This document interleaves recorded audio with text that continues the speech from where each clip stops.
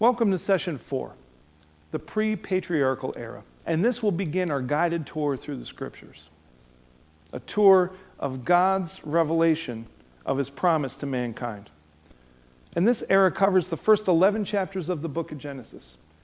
It includes the first 3 verses of chapter 12, which serve as somewhat of a transition between the pre-patriarchal era and the patriarchal era.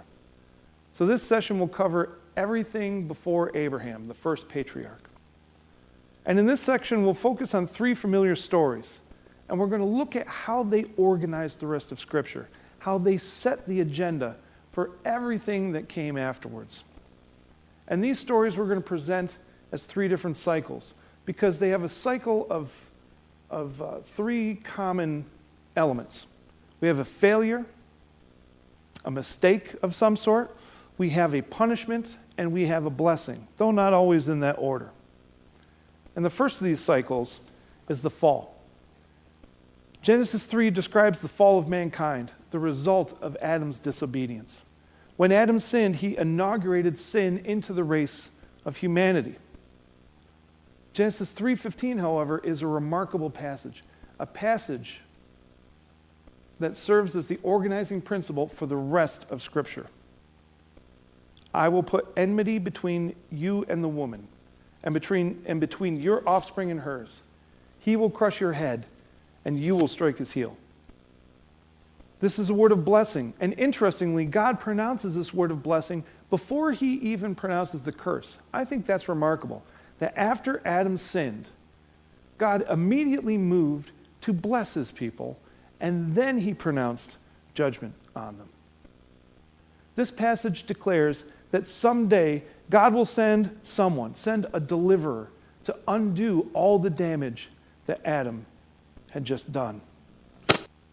Speaking to the serpent, God said, I will put enmity between you and the woman, and between your offspring and hers. Now here, the word offspring is literally translated seed. And notice that this word occurs here in the masculine singular. Offspring implies a whole race of people. It implies a plurality of people. But the text suggests that this promise refers to one person, and since it's in the masculine, one man. Therefore, God did not promise that a whole race of people would rise up to defeat the serpent, that is the devil, but a single person. In fact, the singular use of the word seed occurs throughout the biblical text and is one of the strongest bonds of the Bible's unity, as we will see. Furthermore, in the second half of this blessing, the text uses 2 pronouns.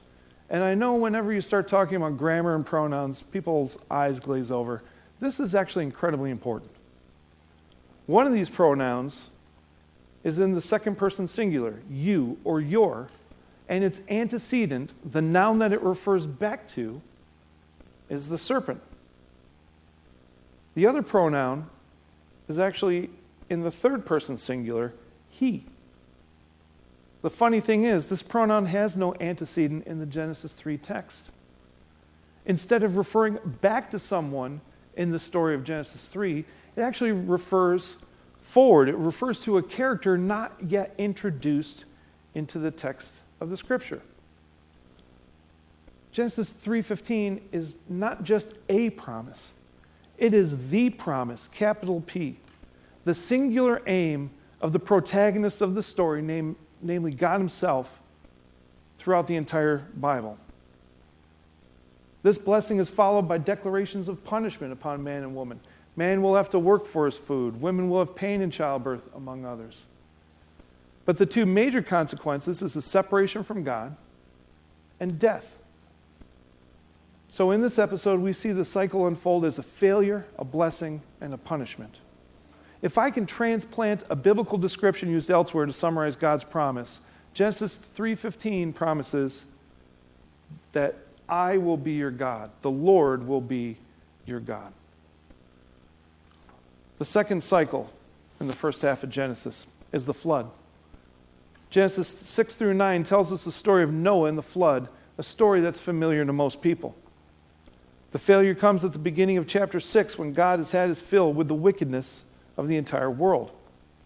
Whereas Genesis 3 was the story of the failure of one man or one family, Genesis 6 tells us that every family afterwards followed in the same sinful path. God pronounces his punishment at the end of chapter 7, that he would destroy the world by a flood and save a small remnant, Noah and his family. Chapter 8 is the story of how that flood came about. And when we get to chapter 9, we get to the next blessing God pronounces on mankind. And we should not think of this as an additional promise, but a specification of the original promise. In Genesis 3, God promised to be our God. But what did that mean? In what way does he become our God? Genesis 9 helps us answer this. Genesis 9:27 tells us, "Blessed be the Lord, the God of Shem, and let Canaan be his servant. May God enlarge Japheth, and let him dwell in the tents of Shem, and let Canaan be his servant." Now, if you read this verse out of the NIV, you may notice a curious difference. In the NIV, the verse reads, "May Japheth live in the tents of Shem."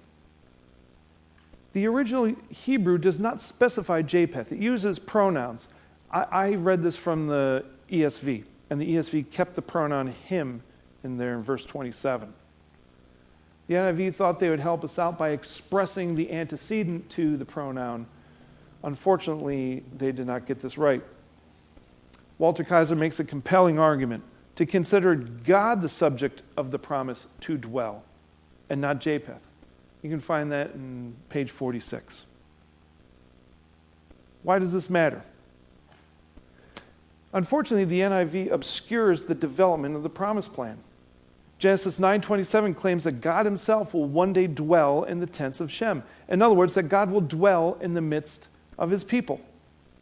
Again, this should not be considered a different promise, but an exposition of the original promise in Genesis 3:15, that God will dwell among his people. The third cycle in the pre-patriarchal era, Dr. Kaiser refers to as the flop. It's the job of every good pastor to find an alliterative framework to express anything that has 3 points, and I guess this one works. By the term flop, we mean the fall of the Tower of Babel. In chapter 11, we read the story of the people of earth coming together to make their own name great by building a tower. Their pride was their failure. This chapter includes a pronouncement of punishment, that their languages would be confused and they would be scattered throughout the earth. This confusion and scattering was God's means to create a separate nation, or separate nations. Nations that would actually play a prominent role in the unfolding of God's promise plan going forward. The promise comes in chapter 12 in the first 3 verses. God pulled Abram aside and pronounced several blessings over Abram and his house. "I will make you into a great nation, and I will bless you. I will make your name great, and you will be a blessing. I will bless those who bless you, and whoever curses you I will curse. And all peoples on earth will be blessed through you." Of all these blessings, we're going to discuss 2 of them. First, that God will make Abram into a great nation. More accurately, it's Abram's descendants that will become this great nation. So those nations that were just formed in chapter 11, Abram will be the father of a great one. In fact, Abram was the father of 2 great peoples, the Hebrews and the Arabs. Second, that through Abram and his descendants, God would bless all the peoples or nations on earth. This blessing is the first great missionary text in the Bible. When God multiplied mankind, growing into some 70 nations in Genesis 10 and 11, evil multiplied as well. When these nations scattered and formed their own identity with their own language, God chose one man and his seed to be the vehicle of this promise. However, this doesn't mean that the promise itself was ever limited to just this one people. This text explicitly states that through Abram, all nations on earth will enjoy the blessing of the promise that God made in Genesis 3:15.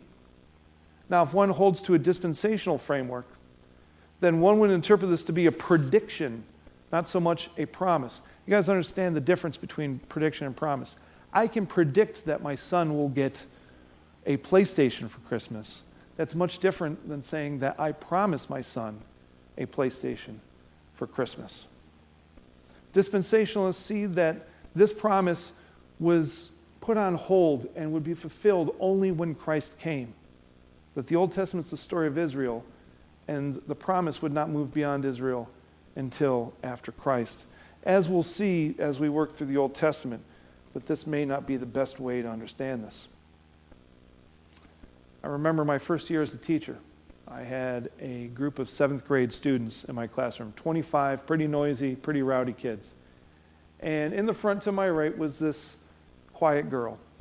And she was new to the school. She had been homeschooled until 7th grade, so she was new to school in general.